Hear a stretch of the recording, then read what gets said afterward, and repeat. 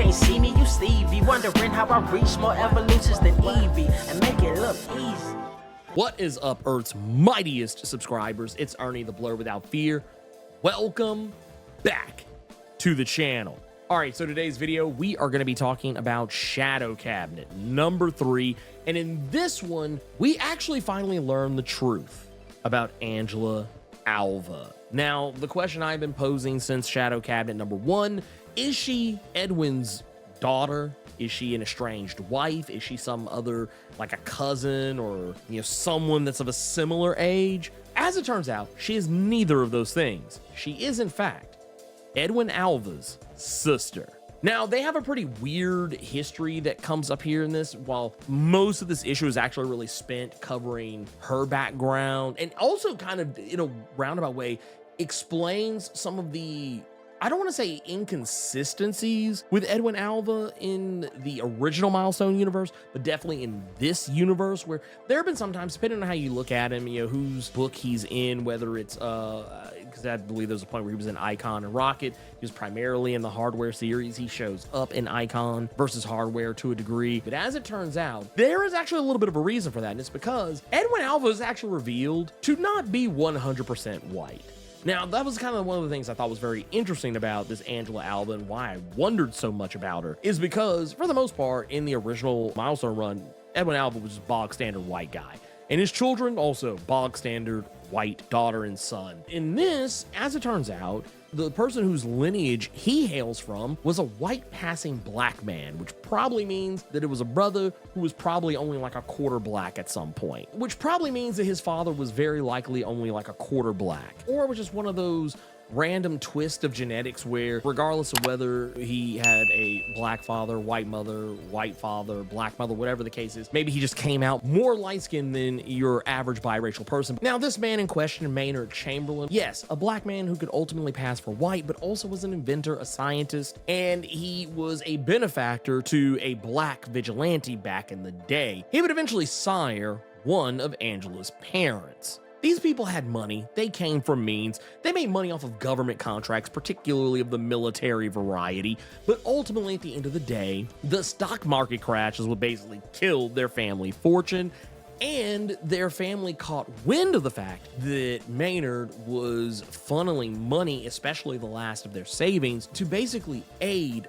black people in low-income areas, very similar to how Edwin did for Hardware when he was a kid. Well, as it turns out, the family split apart, but Angela and Edwin's father would go his own way and take a page out of Maynard's playbook. He would rise up through the ranks of the government and ultimately becoming the well-connected man we know him as today, the government contractor, the guy with a corporation that builds all the tech in the Dakotaverse and ultimately part of System, what is effectively the international criminal syndicate.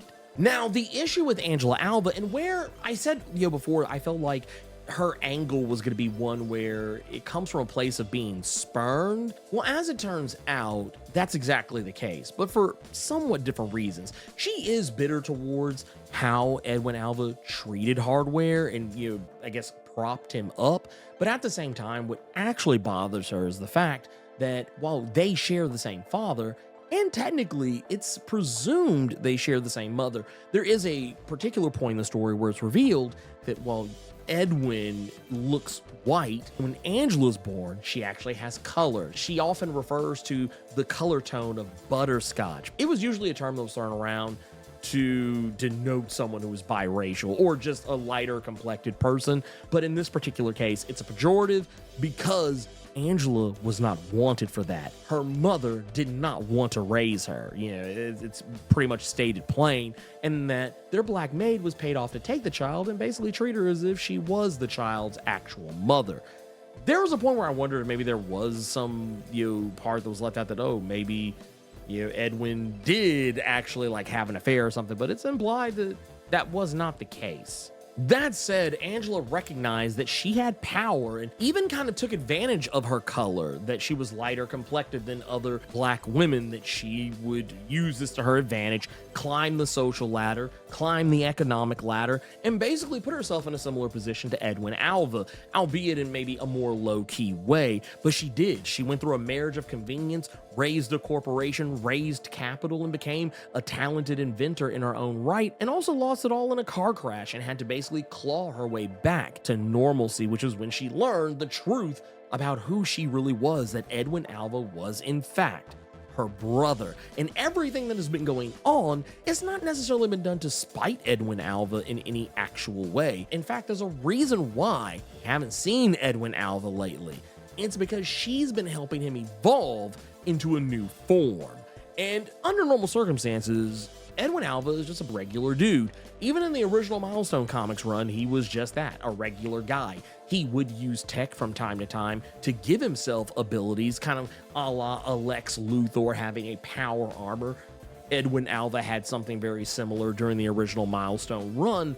However, in this particular instance, he has been leveled up to what feels like Dr. Manhattan levels of fuckery, and I'm here for it. I actually think it's pretty cool. It's something that's done in a way that they don't really outright say that it's Dr. Manhattan, but I mean, considering the parity between Milestone and DC, just the simple fact that in Icon and Rocket Season 1, we basically saw an alien strangle Superman in his crib. So, I mean, yeah, it would make sense that this is what's going on here. I really dig this. I actually dig the way they're going with this. But basically, yeah, Angela Alva is trying to help Edwin Alva achieve a form that would allow him to take the fight to metahumans and aliens like Icon.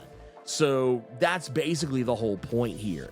And I feel like that's maybe what Dharma was working towards. He was trying to stop Edwin Alva. He saw the long game of Alva, which makes sense considering that we got the tease of Shadow Cabinet in that Icon versus Hardware finale that we saw, that as System was on the rise, Edwin Alva's criminal international organization, we saw that the Shadow Cabinet was on the rise as well. It would almost make sense. But what I do find interesting is that, Icon has been largely absent in all this. Rocket has been picking up the mantle, or not really so much picking up the mantle, but just carrying that weight in the wake of his leaving.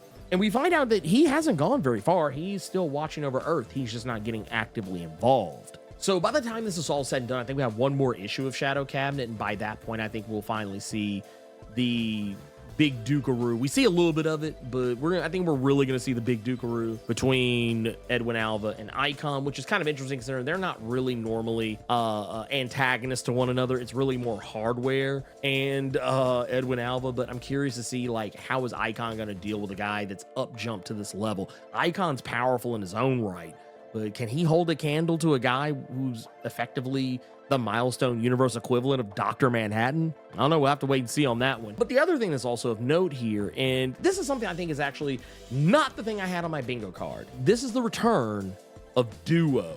Duo was a series that kind of also carried the Milestone Universe banner. It was one of those that didn't have like the season, tagline to it, like Static or Icon or Rocket or Hardware or Blood Syndicate did. It was just, a Milestone Universe series, an Earth M series, if you will. And it didn't really seem to have a whole heap of a lot to do with the rest of the Milestone proceedings, at least not in any major way. I think I can't vouch for like the final issue of it, but because that one I didn't get to read, there was probably something that was a tease somewhere in there that maybe I missed. But I will definitely say that was really cool to see, because I was a huge fan of the character that Duo is a remix of. In the original Milestone universe, Duo is actually Zombie. Zombie was a character who was effectively a scientist and, inventor. He created this nanomachine technology that was supposed to, basically change the entire world. But when he gets fatally wounded, those nanomachines take over his body and effectively turn him into like an undead demigod, more or less. And in this, it's kind of the same. It's almost the exact same trajectory. Those nanomachines having to consume some other life form to help fix all the damage that was done to him. Well, in this universe, whereas his assistant didn't really go on to become anything because she ultimately died to make Zombie who he was, in this universe, David is more than that. Ultimately, his wife Kelly is consumed the same way his assistant was in the original series, but this time her consciousness is a part of his, meaning that they are one in the same entity and can even swap places and not exact space, but like within the same plane of existence at the same time. And in this universe, very similar to the original, they're effectively demigods, practically gods. Well, as it turns out, Duo and Hardware have been in contact with one another. That said, because of everything that happened with Hardware and him being abducted by Transit and Angela Alva, that set off a chain reaction that Hardware, of course, would have plans in place in case something happened to him. Something very similar that happened in the original Milestone run, where Icon's time had come and gone, and he passed his mantle on to Rocket, effectively making her the new Icon. He left everything to her, his wealth, his tech, everything. Something kind of similar happens here with Hardware. Hardware just leaves everything to Rocket. He had already created for her a new suit that was made of nanotechnology. I would probably say maybe not on par with what Duo has, but maybe something very similar. It seemed like Hardware and Duo were working on something in tandem with one another, and this suit is the culmination of that. And while it doesn't look like it, it works very similarly to what Hardware has. It's voice activated. It responds only to Rocket's voice and her commands and her thoughts, and it's definitely like a new take on the old Rocket costume, but spruced up and looking a lot better. And while that is not the only gift that gets given away, it all seems so sad at the moment. Like, if you didn't know what happened to Hardware, like if you weren't aware that Hardware was in fact still alive, it probably would be a little bit more impactful. I do feel like it works, but it definitely, just because you know that Rocket doesn't know, I think that's enough to make it actually hit home the way that I think Joseph was aiming for. And at the same time, you also have to consider the fact that, man, she didn't even get to know Hardware as well as maybe she would have liked, and yet her life has been upended yet again. She went from, going to that prep school, I think it was in Sweden or Switzerland or wherever, and, she came back. She was trying to be around the Love Corps. And speaking of them, I thought it was funny that Angela Alva actually tried to work with the Love Corps, and apparently she was turned away by them, which I thought was actually pretty funny. To get away from that part, though, Rocket isn't the only one benefiting from Hardware's generosity. We know that Tiffany Evans is still hanging around this universe. She's actually working for Angela Alva by this point, but Hardware has sent her a little special care package, one that very likely has her technique armor in it, and that's something that I think you can't discount. Like, that's something I think, and for me, I know I've been waiting on this for a while because I was a huge fan of that character. Love Technique. If you want to know more about her as a character, you can check out this video up here. But yeah, Technique was basically, she had her own version of the Hardware armor, and she had pretty much the same powers and abilities that Curtis would when he's Hardware, but she maybe had like a couple of other bells and whistles that maybe he didn't.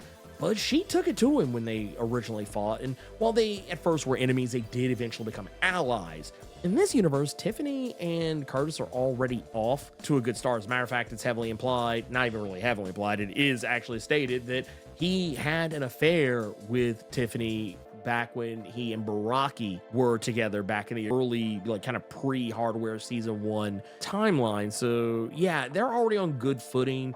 I don't think Tiffany's going to turn on Curtis on this, but I mean, I think this is actually a part of her getting brought into the game more than maybe what she originally was early on, and you're just doing a lot more with her character, which I think is a good move regardless.